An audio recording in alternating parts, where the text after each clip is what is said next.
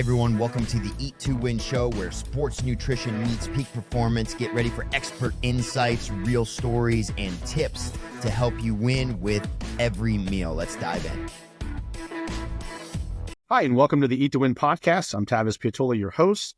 We're here to talk about all things sports nutrition and how we help athletes win. Today, we're excited to welcome Kat Hammer. She's the Head Sports Dietitian at the University of Pennsylvania and owner of Hammer Fuel Sports Nutrition. She's a former collegiate athlete herself. She understands the unique challenges that student athletes face and specializes in providing simple, effective nutrition strategies to help them succeed. So let's dive into her insights. Kat, thank you so much for joining us today. I'm super excited to have you here and just learn a little bit more about your career path, what you're doing now, but also a little bit more about the business and things like that. Absolutely. Well, thank you so much for having me. So you were a collegiate athlete. What sport did you participate in? I played softball. Softball. Nice. Okay. So I was a catcher at Westchester University. Really? That's awesome. Yep. Super cool. Okay. It was a fun ride. I understand what athletes go through from going through it myself, and I wouldn't trade that experience for the world. It was awesome. No, I'm sure they also value that, especially if do you work with girls softball? Yes, I do. Yeah. So that even makes it, well, you're probably like, hey, that's the first sport I want to pick and choose because that's what I know, right? Yeah, I understand it. What helped you make the transition to really want to become a sports dietitian or just become a dietitian in general? Where at any point in your collegiate career did you say, I want to be an RD? So I always had like a general interest in just basically when individuals are feeling themselves similarly, why do they appear, perform, whatever, so different? And I'll give you the example of so I have two siblings. I have an older sister who's like a year and a half older than me, and then a younger brother who's 2 years younger than me. And we played all the same sports growing up. We were all swimmers. My sister and I both played softball. My brother played baseball, and my mom fed us the same dinners for like every night, right? So it was just curious to me why we all were like different levels of performance. We looked different, like all of the things, right? So that always, I remember that from even being like in grade school, my sister and I remember when my mom would give us a snack, I would eat mine super quickly. My sister would take like an hour to eat hers. And I was just like curious about that stuff. And then once I got into high school, I really started to try to figure out, okay, so I'm trying to go to college and play softball. So what are the things that are going to help me do that? And I found nutrition. I started looking stuff up. I started packing different things for lunch instead of buying lunch. So I was kind of like researching stuff on my own.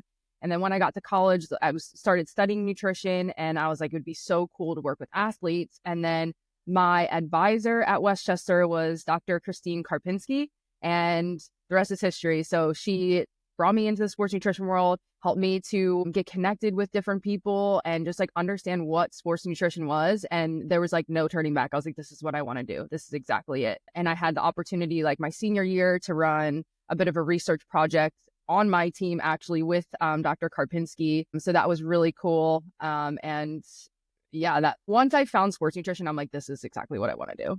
Yeah, it's always good to hear people's stories and just what led them there and why they choose certain things, because that's really, when you go to college, some people don't know, like I didn't know, and maybe you didn't know right away, but some people know right away. It's like, boom. And then others are like, they have to figure it out. So it's kind of cool to hear that path. Now you're in the collegiate setting and you do a great job with the work at Penn. And I'm sure there's a lot of challenges when it comes to student athletes and trying to figure out how do I solve this. How many student athletes y'all have at Penn? We have 1,000, just shy of 1,000. And yeah. Are you the only RD or do you have No, it's just me. Oh man. Like I remember at Tulane, we had 340 athletes. That's, and you're there, whatever, even if you're there part-time, you can still handle that a little bit easier. 1,000, there's no way one person can handle all that. So not only you have challenges, they have challenges. So what are some of the biggest challenges that student athletes face when it comes to fueling themselves properly? I think there's a couple things here. So one, I think the biggest thing is time, just figuring out how to schedule things out or figuring out like what they actually need to be doing, how they need to balance their schedule. Being away from home for the first time is like so difficult for so many people. So that's number one. Number two is access to food. So in Philly, we have grocery stores, but like they're not super convenient to get to. And for the athletes, most of them don't have a car. So they're carrying their groceries. And so it's basically like another workout for them. So that's difficult too. And then as far as money, right? Like some athletes they're totally fine. Their parents are supporting them very graciously. And some athletes are on really strict budgets. And so that's difficult to navigate. And then the other thing is lack of knowledge. So I kind of referenced this in the beginning, like some athletes are coming from a high school where they had maybe a really great support staff who had a base knowledge of nutrition and gave them some tips and tools. Some athletes may have worked with dietitians or nutritionists. And then some athletes are coming in like completely blind. Like I have seriously had athletes, when I'm talking about carbohydrates, they're asking me like, what are carbohydrates? So they have like a very, very low level of knowledge. So it's super wide range of things, but I think those time, access to food, money, lack of knowledge are the biggest things that I see for athletes and trying to fuel properly. And that's a lot. Like if you're 18 years old coming in, like you said, first with the lack of knowledge, that's always a red flag where you're like, all right, I got to attack that. But then maybe little money, maybe little access to food, and you don't have a lot of time, then that's a lot of stress, because I think a lot of the average person thinks they're a college student, they get access to everything and everything's free. And it's like, that's not the case. Like some of these kids really don't have the resources to eat enough in many cases. Those are very important. Thanks for sharing that. You emphasize it's important to simplify nutrition, right? You got to keep this stuff as basic as possible, especially for those that might not have a lot of knowledge.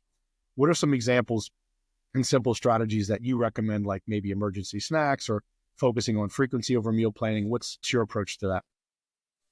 Yeah. So I think one of the hardest things of starting out as a dietitian is trying to take like these really complex things that we learn and dial it in to make it really simple and really user friendly. And that's something that like I'm super passionate about. And I think like Instagram, making handouts, even though that work can seem like really busy work, whatever it is, when you're an intern, like that's actually super helpful for allowing you to develop like your language, the way you communicate things, and make it just really practical. So with that being said, some things that I focus on with athletes are, number one, eating frequency over meal planning, like you mentioned. So when I'm working with an athlete, I don't even use the terminology meal plan. I think initially that just gives like a super like rigid, really structured, just not friendly approach, where I think fueling schedule, we're focusing on meal and snack timing and frequency, and that makes it feel so much easier. So talking to the athletes about, okay, maybe our initial goal, maybe you're only eating 2 times a day right now.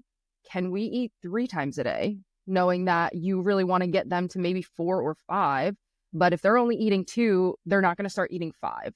So trying to focus on meal frequency. Another huge thing to make athletes just more willing to carry out what you're asking them to do is getting them to get a lunchbox and ice packs. It seems like so simple, and they laugh at you when you say that because they don't want to be carrying around a lunchbox and ice packs. But like when you are an athlete and you're trying to accomplish things that most other college students are not trying to accomplish, you need to act differently. You need to keep things in mind that other individuals don't have to keep in mind. So that's like another huge one. Other things that I talk with athletes at Penn about specifically, we have a ton of different dining facilities. That's one really awesome thing about Penn. It's funny because when I was in college, we had like 3, maybe 2 dining facilities total. At Penn, they have a ridiculous amount, and they're like, there's not enough food. I'm like, okay, no, there's plenty of food. But with the dining facilities, there's a couple of options to do order ahead. So they can order before they get to one class, pick it up after another class, and maybe they don't eat it right away, but they're saving it for like 2 hours later when they actually need it. So that's been huge for a lot of our athletes. And then something that you mentioned that I love to talk to them about is emergency snacks. You should always have something in your backpack every single day. If you eat the snack, you need to replace it. So if you get caught talking to a professor in open hours, or you practice ran late and you have to run to class and you don't have time to go to a dining facility, like you at least have something. Maybe it's not perfect, but it's something. I love that last option, because you're right. It's almost like you have to plan for the unplanned, Right. because like you said, you don't know what's going to happen. And the last thing these athletes want to do is be so underfueled, coming to practice, trying to study, finals, whatever. There's so many different variables. So I love that emergency snack option. Yeah. You kind of answered the next question, right? How do you balance providing individualized advice versus general tips versus, and I guess the diverse needs of collegiate athletes, 1,000 student athletes? I'm assuming your population is so diverse, you have to figure out, do you have some challenging situations, I guess, or what's your approach around that? Yeah, well, first of all, you need to figure out what the low-hanging fruit is. And like, this is going to sound so basic, but for a lot of college athletes, it's eating breakfast. Like, that's a huge thing that we can focus on before we even go any further than that. I have athletes come in and they're asking about all of these crazy supplements that like, I really don't even have knowledge on. And then I'm like, okay, well, before we get to that, let's look at your nutrition. What are you doing right now? And it's like, okay, when's the first time that you're eating? And they're like, 1 o'clock. And you're like, whoa, what? okay, we need to back up like 20 steps. Like we're not even going to talk about these supplements. We need to focus on breakfast. So just figuring out like what the low hanging fruit is. And then when I'm working with such a large variety of athletes, and we have 33 teams at Penn, so we have so many different like types of cultures, both within the team, but then also within the sport as well. So like when I'm going to talk with a team, I have to have a good understanding of like what that team culture is before I go in and do it. So like maybe a coach is giving really bad nutrition advice, right? So you have to kind of tiptoe with what you're giving and not totally, go against what the coach maybe is saying. You want to do it politely, but get your, professionalism in there.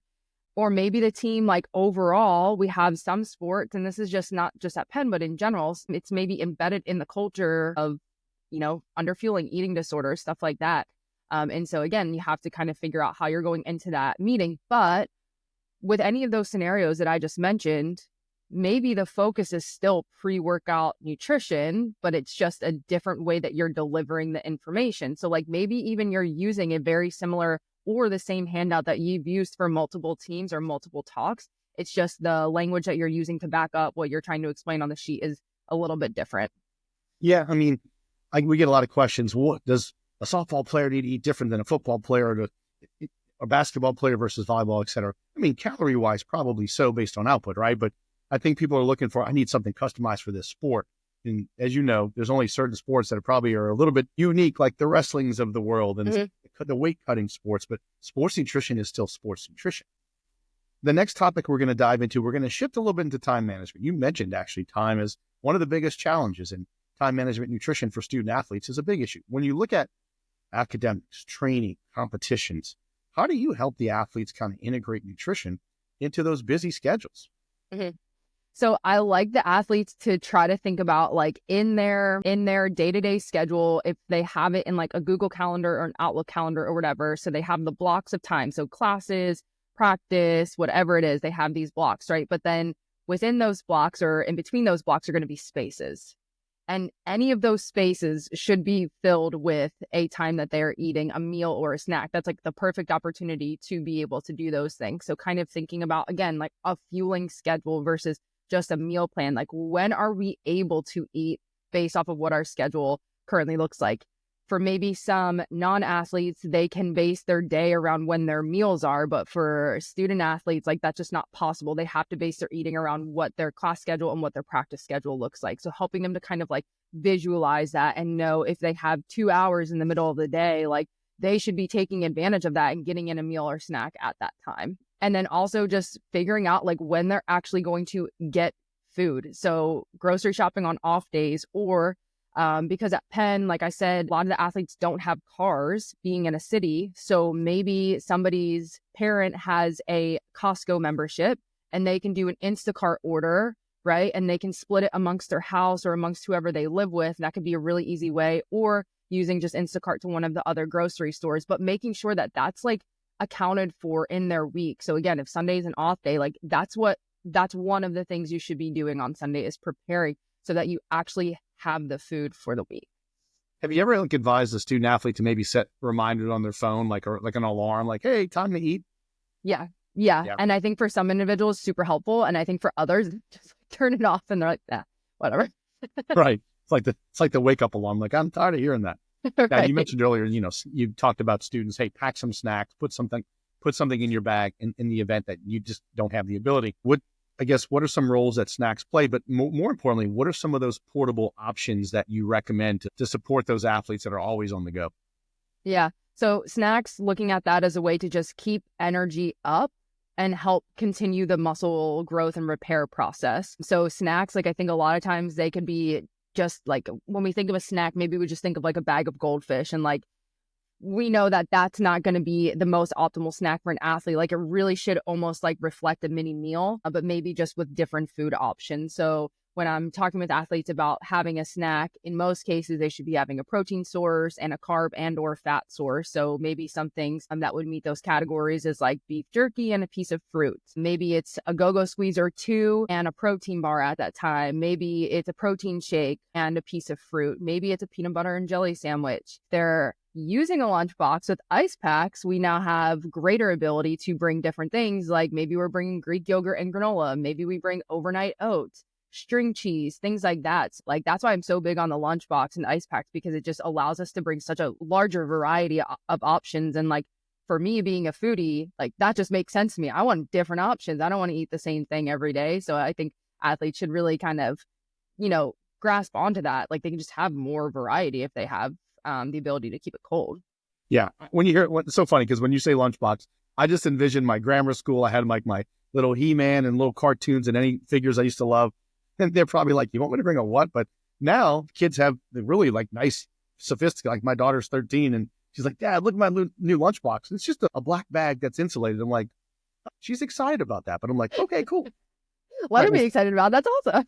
It is. I am. I'm like, and she loves bringing her food to school and, she tries to avoid the school lunch and things like that. So it's like club volleyball player, it's kind of fun that she's going to get involved. All right. That's Stay awesome. with us as we take a short break to thank our sponsors. You're listening to the Eat to Win podcast with your host, Tavis Piatoli. Liquid Fuel is a new sports and hydration product formulated by a sports dietitian to give athletes the edge to train and compete longer. It contains the low glycemic carbohydrate platinose, designed to keep blood sugar levels more stable to provide energy for 3 to 4 hours without the blood sugar crash seen in other leading sports drinks. Its unique 4-part electrolyte formula includes 50% of your daily magnesium need to optimize muscle function. Liquid Fuel is naturally sweetened, along with no artificial ingredients or colors.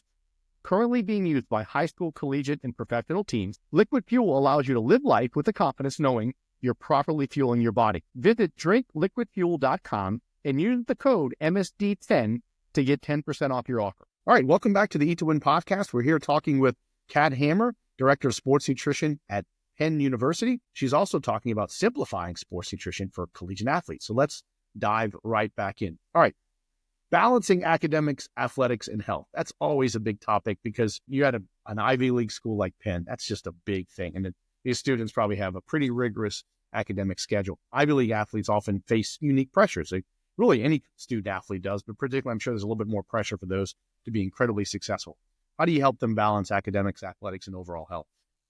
Yeah, this is a tough one, and it's going to be like so incredibly individualized. But I think number one, so health is the number one thing that they need to focus on. A lot of times they're just so focused on making sure they're doing well in classes and doing well at practice, but like they can't do either of those things as well as they want to if they're not just generally healthy. And like, I think that starts with getting enough sleep. So crazy, because I'm somebody who, if I don't get at least 7 hours, like I feel it. Like I just do not do well on a short amount of sleep. And some of our athletes, like they're sleeping like 3 to 4 hours, like a lot of the time, which is just like crazy. And they say that it's from school, and it's not that I don't believe them, but trying to figure out, are there ways that we can rework your schedule to get you better sleep, number one, before we even like talk about nutrition. And then once we like can start talking about nutrition, it's like kind of going back to what we were saying before, like some of them might only be eating 2 times a day, and like eating 2 times a day as an athlete, it's probably not safe to say that they're going to get enough total calories just eating twice a day.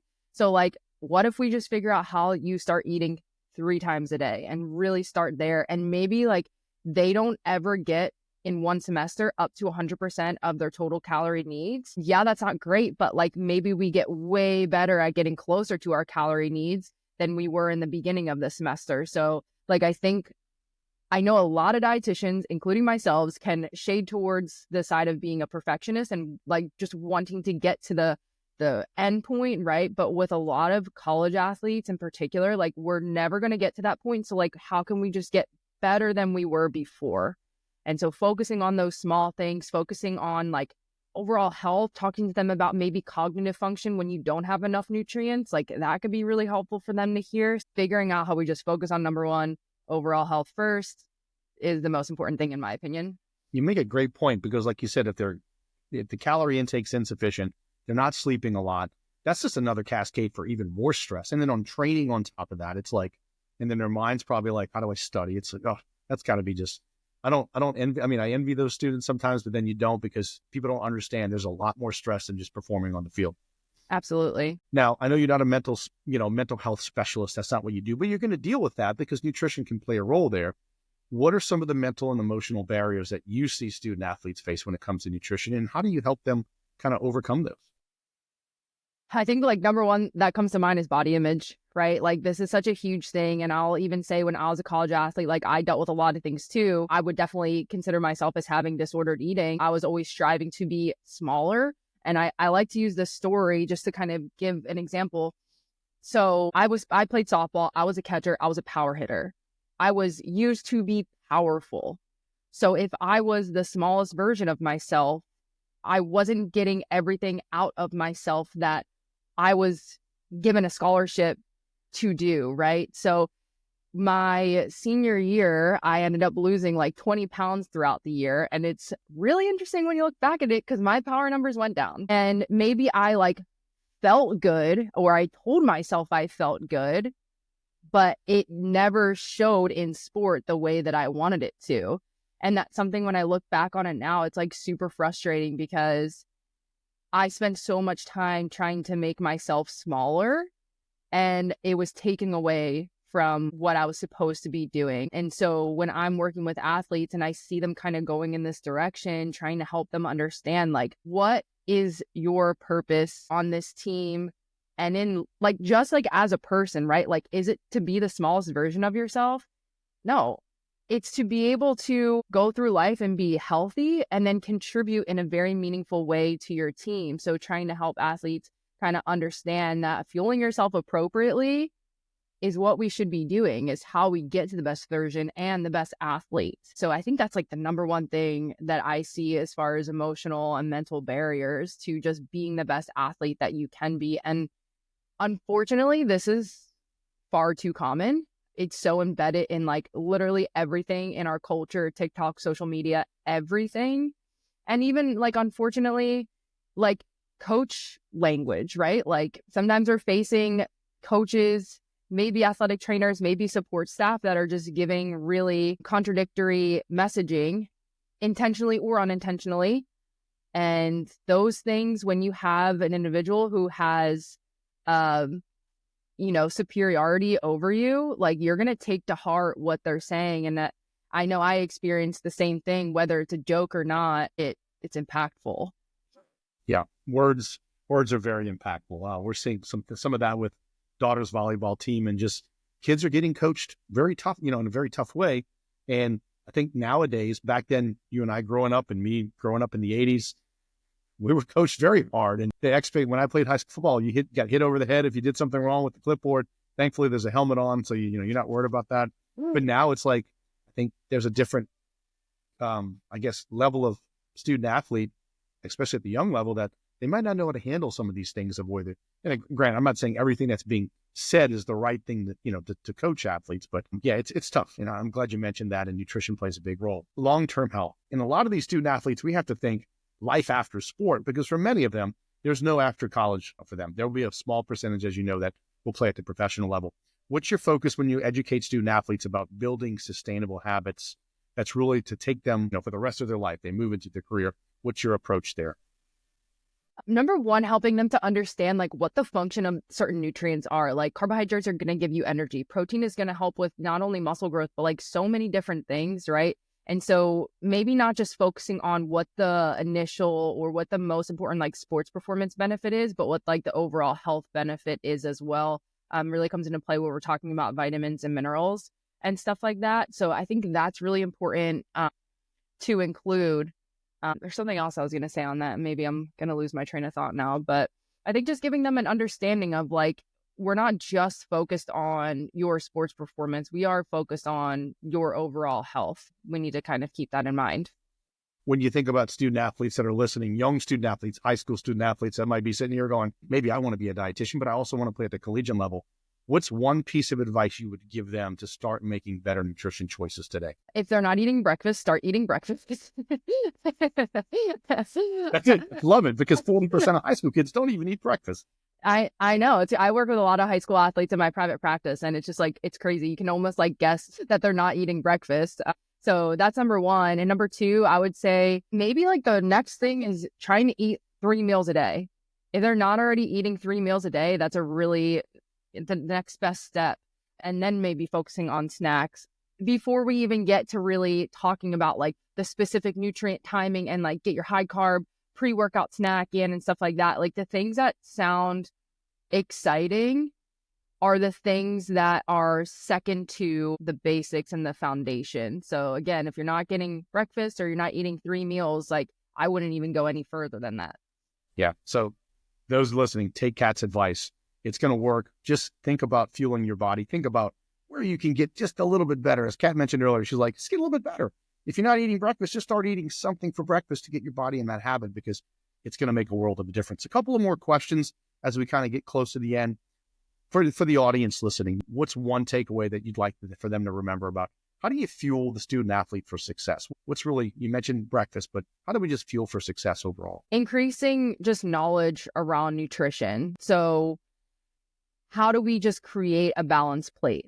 How do we create a balanced snack, right? These things can seem, again, basic, foundational, but if for dinner you're just having pasta and there's no protein with it, we're not doing everything that we can be doing. So increasing knowledge. And I think this just like, I wish I could impact not only athletes, but individuals from a much younger age, because I just don't think, I know for myself, I was never educated on this when I was in school.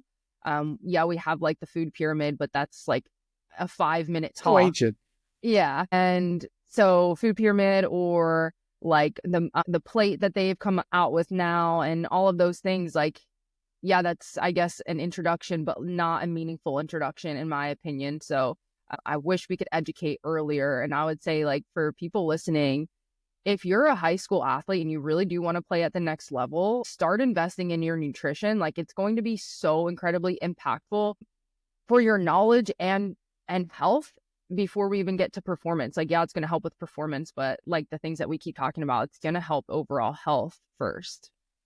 I love that word invest. I mean, it's so important because you think about it from financial. People are really, they love to invest their money, and it's the long-term return, right? It's that long return. Same thing. I love that word invest, because you invest now, student athletes.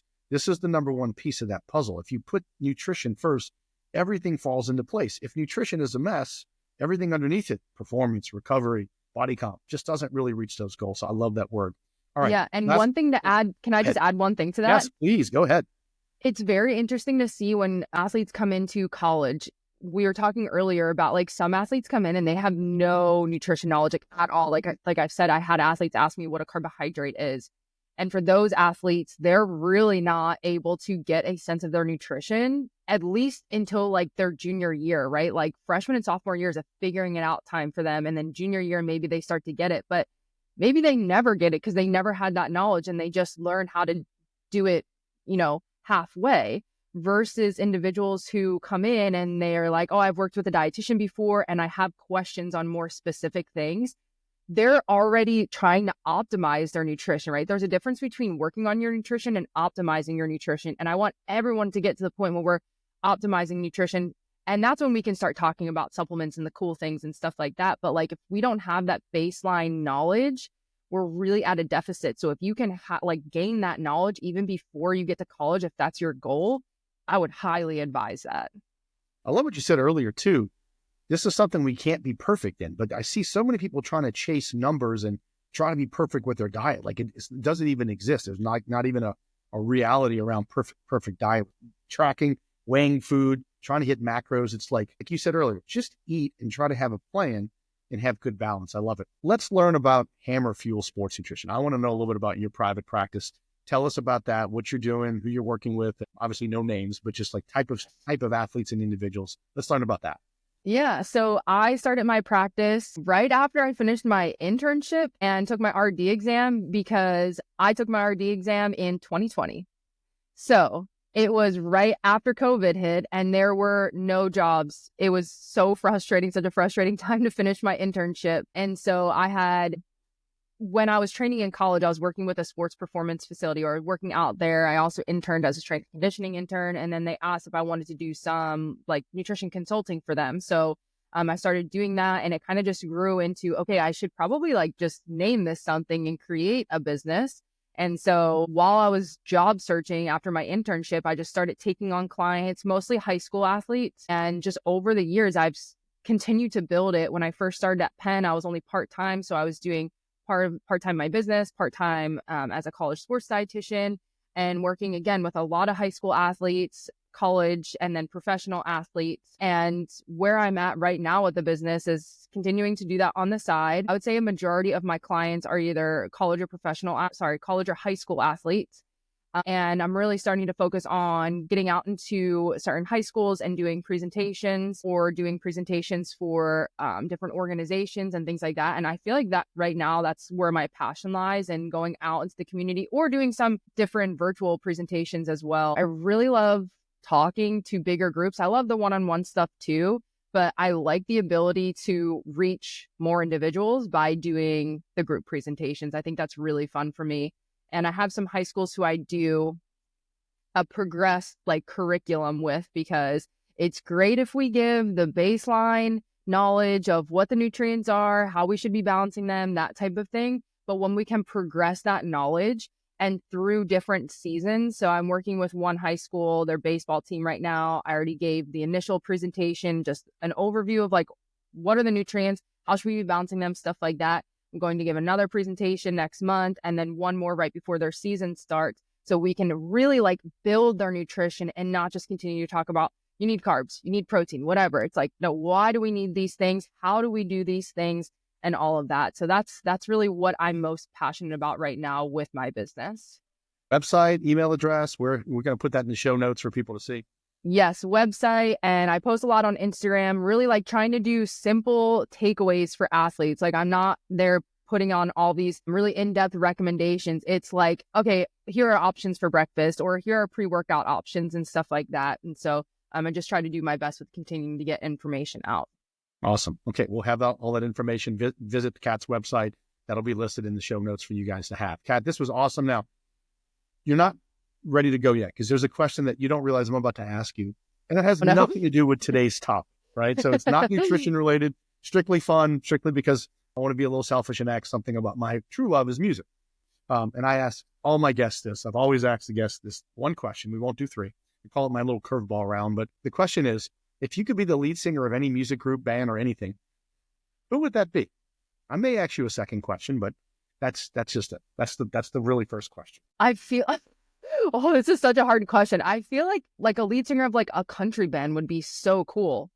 It's so American and so it just would be so cool, I think. Yeah. No, look, I have a love, I'm a Pearl Jam junkie. So, and I used to sing in a 90s alternative cover band many years ago before my daughter was born. So it was always if I could be the lead singer of any band and somebody hey, he's no longer, I would audition for that. That's just me. But that's so cool. Some people are this is who it is. And others are it's a tough question. It really is. I will throw in one more. This is a little, and you're kind of, I'd say newer in the career, but still, I like to ask this question. If Kat now can go back to, let's say, freshman Kat in college, what would you tell your younger self?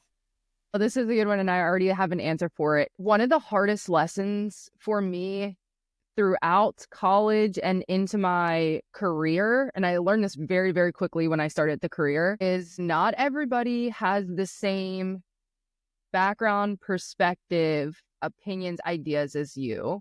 And as a dietitian, it's very, very, very important to spend that first initial few minutes, maybe even the entire first session, trying to understand the background of the individual, what makes them tick, their daily lives, all of those things. Because if you don't understand that, you can't help that individual effectively. If they don't have, a grocery store within 20 minutes, it's not easy for them to just go to the grocery store on the way home from the gym or something like that, right? So you really have to understand what their background is, what their just different perspectives are before you can effectively help that individual.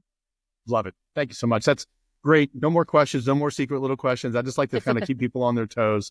So really appreciate your time today. Just a phenomenal amount of information. And be sure, everyone, to visit Kat's website. Kat, we'll hope to have you back on in the near future as well. I would love that. Thank you so much. That's it for today's episode of the Eat to Win podcast. A huge thank you to Kat Hammer for sharing her expertise on simplifying nutrition for the collegiate athlete. If you enjoyed today's episode, be sure to like, subscribe, and share with your community. Until next time, keep on winning. Thanks for joining us on the Eat to Win show. Remember, every meal is a step toward victory. Until next time, stay strong and keep winning.